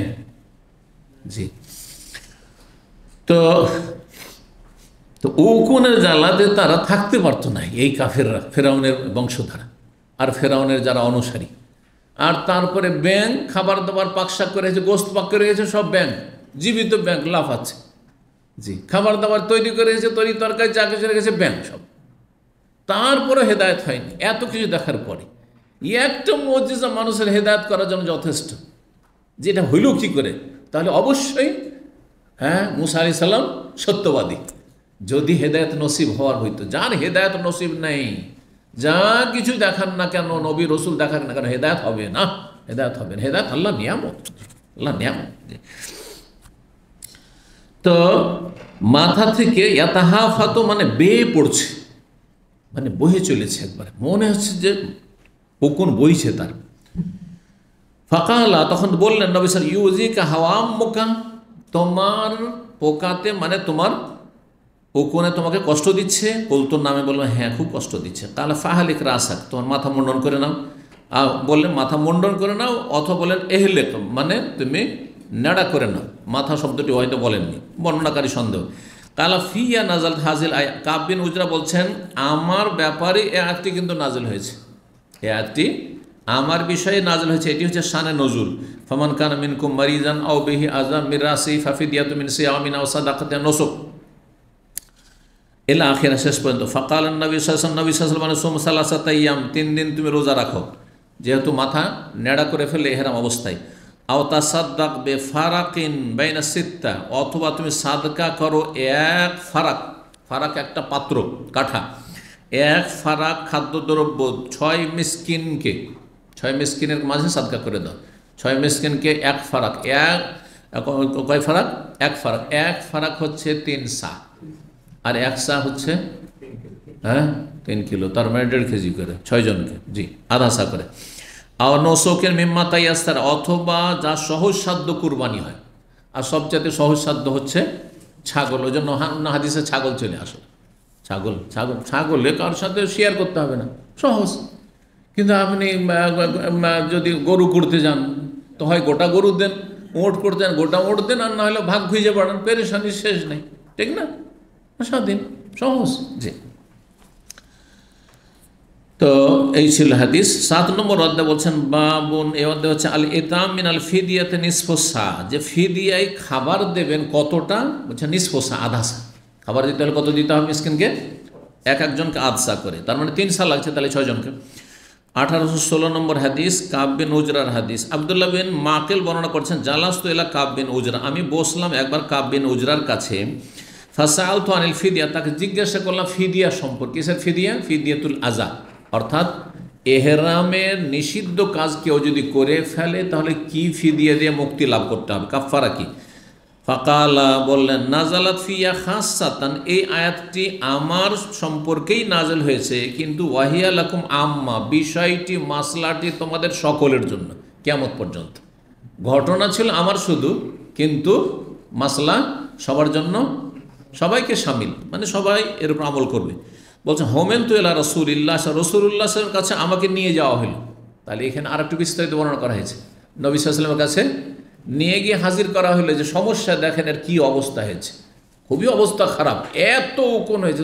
তাহলে কত উকুন হয়েছে চিন্তা করুন তো, দেখি যে রুগী হয়ে গেছে উকুনে। তো যখন নিয়ে যাওয়া হইল, ওয়াল কামলো ইয়াতানাসার আলা ওয়াজহি, সেই সময় উকুন আমার চেহারায় মুখমণ্ডলে কি করছে, ঝরে পড়ছে। একটা দুটা না, ঝরে পড়ছে মাথাতে, কত উকুন হয়েছে। তাহলে তানাসারা, এতানাসারা মানে ঝরে পড়া। ফাকালা, তখন দেখে অবাক হচ্ছেন রাসূলুল্লাহ সাল্লাল্লাহু আলাইহি ওয়াসাল্লাম, বলছেন মা কুনতু ওরাল ওয়াজআ বালাগা বিকা মা আরা, আমি মনে করিনি, ওরা মনে করা, আমি মনেই করিনি যে এই কষ্ট তোমার এত দূর পর্যন্ত পৌঁছেছে যা এখন তোমাকে দেখছি। আমি ভাবতে পারিনি যে এত এত বেশি উকুন হয়েছে। হয়েছে না, হয়েছে, হয়তো সামান্য একটু উকুন হয়েছে। আও মা কুনতু আরাল ওরাল জাহাদা, আমি ভাবতে পারিনি কষ্ট, জাহাদ মানে কষ্ট, আমি ভাবতে পারিনি যে কষ্ট বালাগা বেকা মা আরা, এত দূর পর্যন্ত পৌঁছেছে তোমার যা আমি প্রত্যক্ষ করছি, এখন দেখছি। তাজিদু শাতান, একটা ছাগল আছে তোমার কাছে? ফাকুল, তো আমি বললাম ছাগল নেই, আমার ছাগলের পয়সাও নেই। কাল ফাসুম সালাসাতে, 3 দিন রোজা রেখে নাও, অথবা 6 মিসকিনকে খাবার খাইয়ে দাও, তা না হয়। কিন্তু এটা কোরবানি না দিতে পারলেন না, বরং 3টের মধ্যে যে কোনো একটা দিতে পারে। ধরেন একটা লোক সচ্ছল কোরবানি দিতে পারবে, তারপরেও কিন্তু সে 6 মিসকিনকে খাবার দিতে পারে, অথবা 3টা রোজা রাখতে পারে। কোন ক্ষেত্রে? এইটা শুধু এহরামের নিষিদ্ধ কাজ কোনো কিছু করলে, কিন্তু হজে তামাত্তু বা কেরান করলে ওইখানে কিন্তু এটা চলবে না যে একটা লোক সচ্ছল, সে কুরবানি দিতে পারবে, তারপরও সে 10টি রোজা রেখে নেবে, এটা চলবে না। কারণ ওখানে বলেছেন ফামান তামাত্তা বিল উমরাতি আল হাজ্জে ফামাস্তাইসার মিনাল হাদি, কোরবানি দিতে হবে। ফামান লাম ইয়াজিদ, কেউ যদি না পায় কুরবানি বা না পারে কুরবানি, দুটো এর তফসিল। না পারলে তখন কি? ফাসিয়ামু সালাসাতা আইয়ামিন ফিল হজ ওয়া সাবাতিন ইযা রাজাতুম। কি মানে হলো? কয়টি রোজা? 10টি রোজা। হ্যাঁ, 3টি ওখানেই মক্কাতে, আর বাড়িতে এসে 7টি রোজা রাখবে। জি, তো ওখানকার মশলাটি ভিন্ন। তাহলে তো এই যে 6 মিসকিনকে খাওয়াবে, লেকুল্লে মিসকিন নিসফা সা, প্রত্যেক মিসকিনকে অর্ধ সা করে খাওয়াবে। জি। 8 নম্বর অধ্যায় বাবুন নসুকের সাথে। এই অধ্যায় হচ্ছে কুরবানি মানে একটি ছাগল, এটা হচ্ছে নিম্ন, আর ওইটাই দিতে হবে। 1817 নম্বর হাদিস বর্ণনা করছেন কাব বিন উজরা রাদিয়াল্লাহু তাআলা আনহু আন্না রাসূলুল্লাহ সাল্লাল্লাহু আলাইহি ওয়াসাল্লাম তাকে দেখলেন, ওয়ান্নাহু ইয়াসকুতু আলা ওয়াজহিহি, আর তার চেহারায় ঝরে পড়ছে সেই উকুনগুলি। ফাকালা, তখন বললেন, আইউজিকা হাওয়া আম্মুকা, তোমার উকুনে তোমাকে কষ্ট দিচ্ছে? কালার নাম। ফামার আইয়াহলেকা, মাথা মুন্ডন করতে বললেন। ওয়াহাবিল হুদাইবিয়া, তখন হুদাইবিয়াতে ছিলেন। ওয়ালাম ইয়াতাবায়্যান লাহুম আন্নাহুম ইয়াহিল্লুনা বিহা, আর তা তখন পর্যন্ত সুস্পষ্ট হয়নি যে এখানে কিছুক্ষণ পরে হালাল হইতে হবে বা কয়েকদিন পরে হালাল হইতে হবে। কারণ কথাবার্তা চলছে, না যাওয়ার চেষ্টা চলছে, যেতে পারবো। যদি আগে থেকে গায়েব জানতেন নবী সাল্লাল্লাহু আলাইহি ওয়াসাল্লাম, তাহলে কি করতেন? যে আমরা তো যেতে পারবো না, আমার জানাই আছে, তাহলে ওকে আর ফিদিয়াই কেন লাগে, আর এই মাসলারই বা কি এখানে প্রয়োজন হয়, তাই না? হ্যাঁ, তাহলে বোঝা গেল যে নবী সাল্লাল্লাহু আলাইহি ওয়াসাল্লাম গায়েব জানতেন না। ওই জন্য বললেন যে তুমি নিষিদ্ধ কাজ করে ফেলো এহরাম অবস্থায়, আর তারপরে এই ফিদিয়া দিয়ে দাও। বোঝা গেছে না? যায় নাই? তাহলে এই যে কথিত হানাফি, বেরলভি, সুফিরা বলছেন নবী আলেমুল গায়েব, তাদের আকীদা বাতিল না? হ্যাঁ, যে কোরআন এবং হাদিস বিরোধী আকীদা তাদের, পথভ্রষ্ট শিরকি আকীদা। আল্লাহ ছাড়া কেউ গায়েব জানে না, আর গায়েব জানার কারো কাছে কোনো চাবি নেই আল্লাহ ছাড়া। জি, ওয়াইনদাহু মাফাতিহুল গায়ব, আল্লাহর কাছে গায়েবের চাবি সমূহ রয়েছে। তো সুস্পষ্ট হয়ে ওঠেনি যে তাদেরকে এখানে হালাল হইতে হবে। ওয়াহুম আলা তামাইন, আর তাদের আশা ছিল, লালসা ছিল, আইয়াদখুলু মক্কা, যে মক্কায় প্রবেশ করবে, এখনও আশা আছে, সব উদ্গ্রীব হয়ে আছে ঢোকার জন্য। ফানজালাল্লাহুল ফিদিয়া, ফিদিয়ার বিধান নাজেল করলেন। ফামারাহু রাসূলুল্লাহ তাকে নির্দেশ দিলেন, আই ওতেমা ফারাকান বাইনা সিত্তা, 6 জন মিসকিনকে এক ফারাক মানে একটা বড় কাঠা, সেটা সায়ের চাইতে বড়, সেজন্য তাতে কয়সা আসে বললাম? 3 সা। আর আউ ইহুদি শাতান, অথবা একটা কোরবানি ছাগল হাদিয়া, মানে হাদি দিবে, মানে কোরবানি জবাই করবে। আউ ইয়াসুম ও সালাসাত আইয়ামিন, অথবা 3 দিন সিয়াম পালন করবে। 1818 নম্বর হাদিস বর্ণনা করছেন কাব বিন উজরা রাদিয়াল্লাহু তাআলা আনহু, ওই একই হাদিস অনুরূপ বর্ণনা করেন। আন্না রাসূলুল্লাহ তাকে দেখলেন, ওয়া কামলুহু ইয়াসকুতু আলা ওয়াজহি, তার উকুনগুলি তার চেহারায় ঝরে পড়ছিল। মিসলাহু মানে অনুরূপ, আগেরটার মতো হাদিস বয়ান করেছেন, শুধু সনদ ভিন্ন এখানে। 9 নম্বর অধ্যায় বলছেন বাবু কাউলিল্লাহি তাআলা ফালা রাফাস। এখন অন্য আর একটি অধ্যায় আসলো, আর এই অধ্যায় আর তারপর অধ্যায় শেষ হচ্ছে, দুটো হাদিস রয়েছে। আল্লাহ কোরআনে বলছেন ফামান ফারাদা ফিহিন্নাল হাজ্জা, এই হজের মাসে যারা হজ নিজের উপর বিধিবদ্ধ করে নেবে, ফালা রাফাসা, এহরাম অবস্থায় যৌনাচার করবে না, ওয়ালা ফুসুকা, এমনকি স্ত্রীর সাথেও যৌনাচার করবে না। এমনি তো অন্যের দিকে তাকানো, বেগানা মহিলার দিকে তাকানো, কিন্তু স্ত্রী তো অন্য সময় সবসময় হালাল, কিন্তু এহরাম অবস্থায় না, যৌনাচার করবে না। যৌনাচার করবে, এমনি তাকাইতে পারে স্ত্রীর দিকে, কিন্তু কামভাবে নিয়ে না। আর সহবাস নাই, সহবাস করলে এহরাম অবস্থায় ফাসেদ হয়ে যাবে, নষ্ট হয়ে যাবে হজ উমরা। ফালা আরাফাসা ওয়ালা ফসুকা, আর কোনো পাপাচার নয়, চলবে না। পাপ মুক্ত থাকতে হবে যদি হজ উমরার ফজিলত হাসিল করতে হয়। আর ওয়ালা জেদাল ফিল হাজ, আর হজে কোনো ঝগড়া বিবাদ নেই, ঝগড়া বিবাদের কোনো অবকাশ নেই। ঝগড়া বিবাদ সবসময় হারাম, অন্যায় হলে, কিন্তু ন্যায়সঙ্গত তর্ক বিতর্ক কখনো জায়েজ অন্য সময়, কিন্তু এহরাম অবস্থায় যখন হজে আছো তখন সেগুলোকে এড়িয়ে চলবে। জি, এটা হচ্ছে উদ্দেশ্য। সূরা বাকারা আয়াত 197, 1819 নম্বর হাদিস বর্ণনা করেছেন আবু হুরায়রা রাদিয়াল্লাহু তাআলা আনহু। তিনি বলছেন, কালা রাসূলুল্লাহ সাল্লাল্লাহু আলাইহি ওয়াসাল্লাম বলেন, মান হাজ্জা হাযাল বাইত, যেই ব্যক্তি এই ঘরের হজ করবে, ফালাম ইয়ারফুস, সে যৌনাচার করলো না, ওয়ালাম ইয়াফসুক, আর সে কোনো ফাসিকি কাজ করলো না, পাপাচারে লিপ্ত হলো না, রাজা, তাহলে হজ থেকে ফিরে আসবে কামা ওয়ালাদাতু উম্মুহু, ওই দিনের মতো হয়ে, পাপ মুক্ত নিষ্পাপ হয়ে, যেই দিন তার মায়া তাকে কি করেছিল, ভূমিষ্ঠ করেছিল, মায়ের যে প্রসূতি হয়েছিল, যে সেই দিবসের মতো হয়ে যাবে, প্রসূতি দিবসের মতো। 10 নম্বর অধ্যায় বলছেন বাবু কৌলিল্লাহ, এই অধ্যায় হচ্ছে মহান আল্লাহর এই বাণী সম্পর্কে ওই আয়াতির অংশ, ওয়ালা ফুসুকা ওয়ালা জেদালা ফিল হজ। আগের অধ্যায় ছিল যে রাফাস মানে যৌনাচার নেই, আর এটাতে আছে কোনো পাপাচার নেই, আর কোনো ঝগড়া বিবাদের অবকাশ নেই। হজ করছো, এহরাম অবস্থায় আছো, ঝগড়া বিবাদ করিও না, আর কোনো রকমের পাপে লিপ্ত হয়েও না। আজকাল কত পাপ করছে, যারা জর্দা খাওয়ার হারাম পাপ করছে, যারা আপনার বিড়িখোর, সিগারেট তার সিগারেট খাচ্ছে, হারাম খাচ্ছে, যারা দাড়ি মুন্ডন করছে, এহরাম অবস্থা নেই করে, কিন্তু হজের সফরে করছে, হ্যাঁ, আপনার উমরা থেকে হালাল হইলো, আর তারপরে যেমন মাথা মুন্ডন করলো তেমন দাড়ি মুন্ডন করলো, হারাম কাজ করলো। তো এদের হজ কী করে হজে মবরুর হবে? হ্যাঁ, আর নিষ্পাপ হয়ে কী করে ফিরে আসবে? না, মোটে নিষ্পাপ হয়ে ফিরে আসবেন। পাপের বোঝা নিয়ে গেছে, পাপের বোঝা নিয়ে ফিরে আসবে। হয় ফরজটাই শুধু আদে হবে, আংশিক কিছু নেকি পাবে, আল্লাহ সেটার পরিমাণ ভালো জানেন। আর সবার অন্তর্জামী আল্লাহ, অন্তর মূল বিষয় হচ্ছে ইবাদত বন্দেগী, অন্তরের অবস্থা, আর তারপরে অন্য অবস্থাগুলি। আল্লাহ রাব্বুল আলামিন আমাদেরকে ইখলাস দান করেন, পাপ মুক্ত থাকার তৌফিক দান করেন।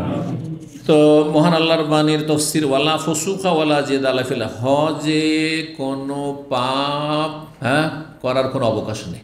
হজের অবস্থায় আছে, পাপ মুক্ত, আরও সজাগ থাকো, কোনো পাপ না হয়ে যায়। ওয়ালা জেদাল, আর কোনো ঝগড়া বিবাদের কোনো সুযোগ নেই ফিল হজের অবস্থায়। 1820 নম্বর সর্বশেষ হাদিস আবু হুরায়রা রাদিয়াল্লাহু তাআলা আনহু বর্ণিত। আগের হাদিসটি একটু শব্দের পার্থক্যের সাথে বলছেন, কালান নবী সাল্লাল্লাহু আলাইহি ওয়াসাল্লাম বলেন, মান হাজ্জা হাযাল বাইত, যেই ব্যক্তি এই বাইতুল্লাহর হজ করবে, ফালাম ইয়ারফুস, আর সে যৌনাচার করলো না, ওয়ালাম ইয়াফসুক, সে ফাসিকি কাজ করলো না, কোনো পাপাচারে লিপ্ত হলো না, রাজা, তাহলে ফিরে আসবে সে হজ থেকে কায়মে ওয়ালাদাথু, কায়মেও পড়া যায়, আর কায়মা ওয়ালাদাথু পড়া যায়, কায়মিন ওয়ালাদাথু উম্মুহু পড়া যায়। কায়মে ওয়ালাদাথু উম্মুহু, তার মা যেই দিন তাকে ভূমিষ্ঠ করেছিল সেই দিনের মতো নিষ্পাপ হয়ে ফিরে আসবে। আল্লাহ রাব্বুল আলামিন যেন আমাদের যে হজগুলি করেছি কবুল করেন। আর যেসব ভাইরা হজের এবার ইচ্ছা পোষণ করেছেন, আল্লাহ তাদের মনের আশা পূরণ করেন। যে বোনেরা হজের ইচ্ছা করেছেন, আল্লাহ যেন পূরণ করেন। আর যারা হজ করতে পারেননি আর হজের শক্তি সামর্থ্য রয়েছে, আল্লাহ তাদেরকে তাড়াতাড়ি ফরজ আদায় করে মুক্তি লাভের তৌফিক দান করেন এবং নেকি অর্জনের তৌফিক দান করেন। আর যারা অভাবী হয়ে রয়েছেন, হজ ফরজ হয়নি, মনে আশা আকাঙ্ক্ষা আছে রবের কাছে, আল্লাহ যেন তাদের মনের নেক আশা পূরণ করেন। আর যারা গাফিল উদাসীন, তাদেরকে আল্লাহ হেদায়েত নসিব করেন। আল্লাহর সমস্ত অনিষ্ট থেকে, শার থেকে, বালা মুসিবতে, ফিতনা থেকে আল্লাহ হেফাজতে রাখেন। ওয়া সাল্লাল্লাহু সাল্লামা নবিয়ানা মুহাম্মদ ওয়া আলা আলিহি ওয়া সাহবিহি আজমাইন।